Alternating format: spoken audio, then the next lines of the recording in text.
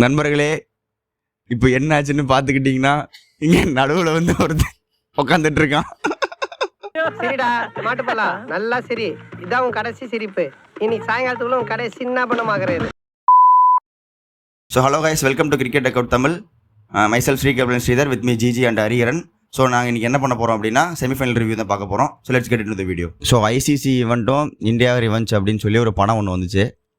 எதனமோ ஸ்டார்டிங்கில் வந்து ஸ்லோவாக போனாலும் இன்டர்வலில் வந்து 2023 ஆஸ்திரேலியா கூட ரிவெஞ்சு அப்படின்னு சொல்லிட்டு இன்டர்வல் கொஞ்சம் சுறுசுறுப்பாக போச்சு. ஆனால் ஃபைனலில் வந்து எப்படி 2019 ரிவெஞ்ச் நடக்க போகுது அப்படிங்கிறத பொறுத்து தான் இந்த படம் எப்படி இருக்குது, அதனுடைய டேரக்டர் ஜெய்சா எப்படி பண்ணியிருக்காரு, எப்படி குக் பண்ணியிருக்காரு அப்படிங்கிறதுன்னு சொல்ல முடியும். சரி, கேஎஸ் ஜெய்சா எப்படி குக் பண்ணியிருக்காரு அப்படின்னு சொல்ல முடியும். கேமியா கொடுப்பாரு, கண்டிப்பாக கொடுப்பாரு. இந்த டைம் வந்து ஹார்திக் பாண்டியா வந்து எல்லா பந்துமே அங்கே பார்த்து அடிப்பார். தோனி எம்எஸ் தோனி படத்தில் வந்து அங்கே பார்த்து அடிப்பார்ல, அது மாதிரி ஜெய்சாவை பார்த்து அடிக்க போகிறாங்க. ரிவெஞ்ச் டோர்னமெண்ட் சொல்லிட்டு இருக்காங்க. 2019 ரிவெஞ்ச் சொல்லிட்டு இருக்காங்க. பழி வாங்கும் கதை. கேஎஸ் ரவிக்குமார் கேமியா வரும்னு நினைக்கிறேன் ஃபைனல்ல. நீங்க என்ன நினைக்கிறீங்க? புது அத்தான் மெய்யழகன் வந்து டிஸ்சார்ஜ் ஆகிட்டாங்க. இப்போ பழைய அத்தான் மெய்யழகன் வந்து ஜாயின் ஆக போகிறாங்க, கோலியும் வில்லியம்சனும். இதில் என்ன வந்து எனக்கு மன வருத்தம்னா, தோனி கேப்டனாக இருக்கும்போது கப்படிக்கிறதுக்கு வந்து கோலி ஹெல்ப் பண்ணான் தோனிக்கு. இப்போ ரோஹித் கேப்டனாக இருக்கும்போது ரோஹித்துக்கு ஹெல்ப் பண்ணுறான்.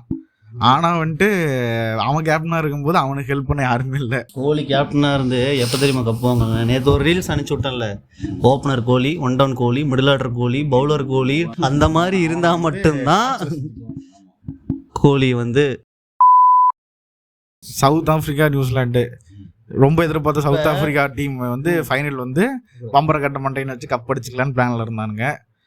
அதில் என்ன திருத்தம் ஆகி போச்சுன்னா நியூசிலாண்டு வந்துட்டானுங்க. சவுத் ஆஃப்ரிக்கா மேட்ச்சில், சவுத் ஆஃப்ரிக்கா வர்சஸ் நியூசிலாந்து மேட்ச்சில் டேவிட் மில்லர் 100 அடித்தான். அந்த 100 வந்து ஏன் 28வது ஓவர்லேயே இறங்கிட்டான்ல, அப்பிலிருந்தே 8 ரன் ரேட் மெயின்டைன் பண்ணியிருந்தா மேட்ச் ஜெயிச்சிருக்கலாமே. இந்தியா வந்து ரோஹித் சர்மாவோட தலைமையில் சாம்பியன்ஸ் ட்ராஃபி வந்து ஜெயிக்க போகுதுன்னு நினைக்கிறேன். எல்லாம் வந்து கிருபை. யாரோட கிருபை? ஜெய்சா. ஸோ வந்து இந்தியா நியூசிலாண்டு அந்த மேட்ச்சில் யார் ஜெயிக்க போகிறாங்க அப்படின்னு ஜிஜி சொல்லுவார் ஆஸ் எ நியூட்ரல் ஃபேனாக. ஏன்னா ஆஸ்திரேலியா வெளியே போன காரணத்தினால இவர் வந்து நியூட்ரல் ஃபேனாக, இந்தியன் ஃபேனாக இல்லாமல், ஆஸ்திரேலியன் ஃபேனாக இல்லாமல், ஆஸ் எ கிரிக்கெட் ஃபேனாக வந்து இந்த மேட்ச்சுக்கு வந்து ஹானஸ்ட்டாக ரிவ்யூ கொடுக்க போகிறாரு. எனக்கு என்ன தோணுதுன்னா, இந்தியா தான் ஜெயிக்கும்னு தோணுது. ஏன்னா வந்துட்டு எப்படியா இருந்தாலும் பிச்சுக்கு தோணுற மாதிரி பிளேயர் செட் பண்ணியிருப்பாங்க. அப்புறம் கேப்டன் சொல்லவே வேணாம், நல்ல நல்ல டிசிஷன்லாம் எடுக்கலாம் குண்டேன். ஓகே, அவனோட கேப்டன்சி எல்லாம் நல்லா இருக்குது. அப்புறம் நான் சப்போர்ட் பண்ணுறது ஒருத்தருக்காக தான், கோலிக்காக தான். சரி பாவம், அந்த மனுஷன் எதனாச்சும் அடிச்சுட்டு போட்டுமே அப்படின்னு சொல்லிட்டு. ஒரு ஓடிஐ ஃபைனல் ஓகேவா, 2 டீமுமே வந்து ஒரு நல்ல ஒரு பவர்ஃபுல்லான டீம்னா இப்போ இந்த சாம்பியன்ஸ் ட்ராஃபியில் நியூசிலாண்டு அண்ட் இந்தியா, இந்த 2 டீம் மட்டும்தான் ஒரு பவர்ஃபுல்லான டீம். 2 பேருமே ஃபைனலுக்கு வந்து ஆடும்போது இன்னும் மேட்ச் இன்ட்ரெஸ்டிங்காக இருக்கும் பார்க்குறதுக்கு. சரி, எப்படின்னா ஒரு கட்டம் கட்டுறான். நியூசிலாந்து வந்து ஒரு பவர்ஃபுல்லான டீமு, ஒரு பவர்ஃபுல்லான டீம் அடிச்சு தான் நாங்கள் கப்பு வாங்கணும் அப்படின்னு ஒரு கட்டம் கட்டுறான். கரெக்டாக அடுத்த மேட்ச் என்ன பண்ணுவான், ஆஸ் ரோஹித் சர்மா ஃபேனா அப்படின்னு அடுத்த வீடியோவில் வந்து உட்காந்துக்குவோம். ஆஸ் ரோஹித் சர்மா ஃபேனா ஒரு பவர்ஃபுல்லான டீமை ஜெயிச்சு தான் நாங்கள் வந்து கப்பு வாங்கணும். ஸோ இது எப்படி இருக்குன்னா, கோகுல் நம்ம லோக்கல் டோர்னமெண்ட் விளையாடுவோம், ஞாபகம் இருக்கா? கமிட்டி டீமுக்கு நீட்டாக நாங்கள் லோக்கல் மேட்ச் நடத்தும்போது கமிட்டி டீமுக்கு எதாவது எல்லா மேட்சையும் பார்ப்போம். சின்ன டீமு எது இருக்கோ அதெல்லாம் எடுத்து நம்ம ஒரு பொருளை போட்டுக்கிறது, நம்ம பொருளை போட்டுக்கிட்டு மேட்ச் நடத்திட்டு பெரிய டீமெல்லாம் போட்டு ஒரு பொருள் அடிச்சு விட்டுறது. நாம் திடீர்னு வந்து செமிஃபைனலில் மட்டும் நல்ல மேட்ச் விளையாடுற மாதிரி இருக்கும். அந்த செமிஃபைனல்லையே இவனுங்க ஒரு சின்ன டீம் எடுத்து போட்டுக்கிட்டானுங்க. ஆஸ்திரேலியா பி டீம் எடுத்து போட்டுட்டு ஜெயிச்சுட்டு மறுபடியும் கடைசியில் ஃபைனல் வந்து நியூசிலாந்து வந்துருச்சு. தோத்துட்டீங்கன்னா என்ன பண்ணுவீங்க? கமிட்டி வரவே இல்லையே. ஆனால் நான் இப்படி என்ன பண்ணுவோம், கமிட்டி நாம தானேப்பா, ஐசிசி பிசிசிஏ தானேப்பா கமிட்டியே. பிசிசிஐ சொல்கிறதானப்பா ஐசிசியை ஒபே பண்ணுது. ஃபர்ஸ்ட் வந்து பட்லர் வந்து கேவலமாக பேசினான், இதை எப்படி இந்தியா ஒரு டீமுக்கு மட்டும் இவ்வளோ சப்போர்ட் பண்ணுறீங்க அப்படின்னு. இப்போ வந்து டேவிட் மில்லர் கேவலமாக பேசுகிறான், சாண்ட்னர் கேவலமாக. டேவிட் மில்லர் என்ன சொல்கிறான்னா, அவன் இந்தியா மேலே ரொம்ப பற்று வச்சிருக்கான். சவுத் ஆஃப்ரிக்கன்ஸ் எல்லாம் இந்தியாவுக்கு வந்து ரொம்ப சப்போர்ட் பண்ணுவாங்க. ஏபி டிவிலியர்ஸ்லேருந்து ஜாண்டி ரோட்ஸ்லாம் தன்னுடைய குழந்தைக்கு வந்து இந்தியான்னு பேர் வச்சிருக்கான். டேவிட் மில்லர் வந்து என்ன சொல்லியிருக்கான் அப்படின்னா, நான் வந்து இந்தியாவுக்கு தான் இந்தியாவுக்கு சப்போர்ட் பண்ண போகிறது இல்லை, நான் வந்து நியூசிலாந்து தான் சப்போர்ட் பண்ண போகிறேன் அப்படின்னு வந்து வன்மத்தை வந்து டேரெக்டாக இதுக்கு மேலே டேரெக்டாக எவனாலையும் சொல்லவே முடியாது அப்படின்ற மாதிரி சொல்லியிருக்கான். அவனுங்க போய் விளையாண்டுருக்கானுங்க. அதுக்கு முன்னாடி வந்து சாம்பியன்ஸ் ட்ராஃபிக்கு மட்டும் நியூசிலாண்டு போலியா ட்ரை சீரிஸ் போய் விளையாண்டானுங்க நியூசிலாண்டு. அதுக்கு என்ன சொல்லுவீங்க சொல்லுங்க? வாயடைச்சு போய் உங்களுக்கு கப்பு வந்தால் மட்டும் போதும். ஆனால் வந்து உங்களுடைய கேவலமான ஒரு பாலிடிக்ஸை பற்றிலாம் நீங்கள் பேசவே மாட்டீங்க. அப்புறம் வந்து தோனி பாலிடிக்ஸ் பண்ணிட்டாரு, கோலி பாலிடிக்ஸ் பண்ணிட்டாரு அப்படிங்கிறது. நீங்கள் பண்ணுற கேவலமான பாலிடிக்ஸ் கொண்டு போய் எங்கே வச்சுக்குவீங்க? சொல்லிருக்கீங்களா? சுனில் கவாஸ்கர் வந்து சொல்லியிருக்காரு, இப்படியே வந்து கிரிக்கெட்டோட நிலைமை போயிட்டு இருந்துச்சுன்னா இந்தியாவில் வந்து கிரிக்கெட்டே வந்து அழிஞ்சிரும், எப்பயும் முறை இதே பாலிடிக்ஸாக மாறிடும் அப்படின்னு சொல்கிறாங்க. அது நாங்கள் சொல்கிறது என்னன்னா, நாங்கள் பாதுகாப்பு பார்த்துக்கிறோம் பாகிஸ்தானை, எங்களை நாங்கள் அதே மாதிரி அவங்க பாதுகாப்பு பார்த்துக்க மாட்டாங்க. இப்போ வந்து ஹரி என்னன்றீங்க, பாதுகாப்புன்றீங்க. இப்போ வந்து வக்கார் யூனிஸ்லேருந்து, யுனாஸ் கான்லேருந்து, சல்மான் போர்ட்லேருந்து, பாகிஸ்தான் கிரிக்கெட் போர்டு சேர்மன்லேருந்து எல்லாருமே சொல்கிறாங்க, நீங்கள் வந்து இந்தியாவுக்கு மட்டுமே உங்களுக்கு வந்து அவ்வளோ செக்யூரிட்டி தேவைப்படுது அப்படின்னா நாங்கள் வந்து ஒரு செக்யூரிட்டி வந்து இப்போ வந்து சாதாரண மேட்ச் பாகிஸ்தான் நியூசிலாண்டுக்கு நாங்கள் எவ்வளோ செக்யூரிட்டி கொடுக்குறோமோ அதோட 2 மடங்கு செக்யூரிட்டி நாங்கள் கொடுக்குறோம் அப்படின்னு சொல்லியிருக்கானுங்க. அதையும் வந்து ஸ்கிப் பண்ணுறீங்க. இப்போ 2023 டோர்னமெண்ட் நடந்துச்சுல வேர்ல்டு கப்பு, பாகிஸ்தான் தானுங்க ரவுண்ட் ராபின் முறையில் 9 மேட்ச் விளாண்டானுங்க. அந்த 9 மேட்ச் கொண்டு போய் துபாயில் நடத்த அப்படின்னு சொல்லி நீங்கள் போய் நடத்திருப்பீங்களா துபாயில்? அதுவும் இல்லாமல் ஷாவாக் வந்து பாகிஸ்தானில் போய் 300 ரன் அடிப்பார், சரியா? அப்போ வந்து என்ன சொல்லியிருக்காங்க, வந்து தன்னுடைய அம்மாவுக்கு வந்து சூட் வாங்க போயிருக்காரு, சூட்டை வந்து ஃப்ரீயாக கொடுத்துருக்காங்க, நீங்கள் வந்து எங்களுடைய கெஸ்ட்டு, நான் வந்து உங்களுக்கு வந்து சூட்டை ஃப்ரீயாக தான் கொடுப்போம் அப்படின்னா. பாகிஸ்தானோட எப்படி வந்து அவங்க வந்து என்ன பண்ணுறாங்கன்னா இந்தியன் பிளேயர்ஸை வந்து ரொம்ப வந்து செலிப்ரேட் பண்ணுறாங்க. நீங்கள் ஏன் அங்கே போய் வர மாட்டீங்க? நீங்கள் அங்கே போனீங்கன்னா அது வந்து ரொம்ப அவங்களுக்கும் ரொம்ப ஆசையாக இருக்குங்களே. இப்போ இவரெல்லாம் பார்த்தீங்கன்னா முகமது ரிஜ்வான் ஃபேனு, பயங்கரமாக முகமது ரிஜ்வான் ஃபேனு. இவர் வந்து பயங்கரமான முகமது ரிஜ்வான் ஃபேனு. நான் வந்து ஷகீன் அஃப்ரிடி ஃபேனு, நீங்கள் ஷாஹித் அஃப்ரிடி ஃபேனு. வந்து இந்தியாவில் வந்து விளையாடும் போது நான் போய் பார்க்குறோம், செலிப்ரேட் பண்ணுறோம். அது மாதிரி நாங்கள் இங்கே போய் விளையாண்டா செலிப்ரேட் பண்ணிட்டு போகிறாங்க. இந்த ப்ராட்காஸ்ட் பண்ணுற சேனல்ஸே வந்துட்டு வேணும்ட்டே வந்து ஸ்டீரியோடைப் அந்த போர்ட்ரேட் பண்ணுறானுங்க, பாகிஸ்தானிலே மோசங்கிற மாதிரி. என்னென்ன பண்ணுறானுங்க, இந்த மாதிரி பேக்கை தூக்கிட்டு போயிட்டானுங்க, ஃபோனை தூக்கிட்டு போயிட்டானுங்க, அப்புறம் கிரவுண்டுக்குள்ளே பாம்பு வருது. ஏன்னா இந்தியன் கிரவுண்டில் பாம்பு வந்ததே இல்லைங்களா? பாம்பு இல்லை, பாம்பு, நாய், பள்ளி பூரா எல்லாமே வந்துருக்கு. அது அப்படியே ஜூம் பண்ணி காட்டுறானுங்கன்னா அந்த பாம்பு போகிற வரைக்கும் அது ஏன் அவ்வளோ வன்மத்தை கக்குறானுங்கன்னு தெரிய மாட்டேங்குது.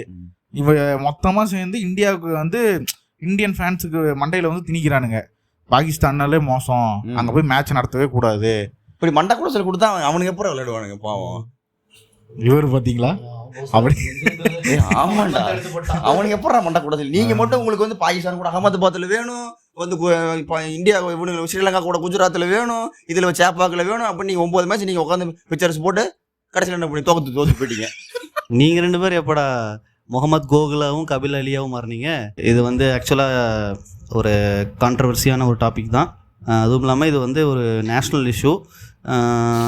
இந்தியா வெர்சஸ் பாகிஸ்தான், இல்லை பாகிஸ்தானில் வந்து நாங்கள் இந்தியா வந்து ஏன் பர்ஃபார்ம் பண்ணலன்றதை நீங்கள் கமெண்ட்டில் சொல்லுங்கள். இந்தியா வந்து பாகிஸ்தானில் வந்திருக்கலாமா வேணாமா அப்படின்றத நீங்கள் கமெண்ட் செக்ஷனில் சொல்லுங்கள். ஆஸ்திரேலியன் கேப்டன் ஸ்டீவன் ஸ்மித் வந்து ரிட்டையர் ஆகிட்டார்.